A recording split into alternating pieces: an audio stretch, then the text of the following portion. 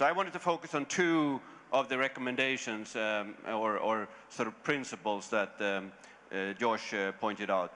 And the first one is focus on the ecosystem. And I think it goes even further than his presentation alluded to. And I think when you think about what is needed for innovation, is a very, very broad range of factors. And the puzzle that he presented, why is Russia different from other BRICS, unfortunately, I think comes from the other side of where there's so relatively little innovation in Russia, and that has to do with the resource dependence. And I mean, we have gone over this so many times, but it's reflected in almost every aspect of the ecosystem. It's about the distortion of skills, the lack of management skills. It's about the low entry and exit of firms. It's about improving, but still lower level of competition than we would like. It's about the missing middle. I mean, the lack of middle-sized firms. It's about the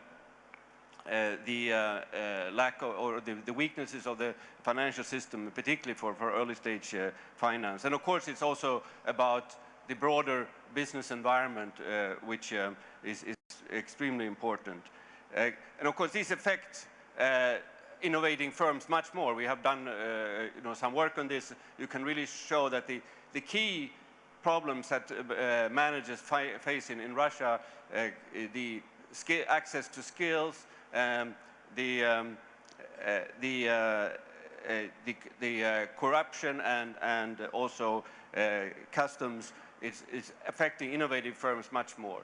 It's also affecting foreign firms. Foreign firms are often a very important source of innovation in emerging markets. And also it affects exporting firms much more. And exports are very important for innovative firms need to spread the cost of innovation on larger markets.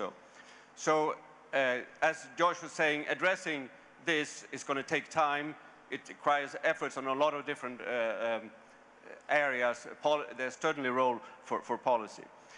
The second principle that I wanted to address was the listen to the voice of the market, and I certainly agree with this.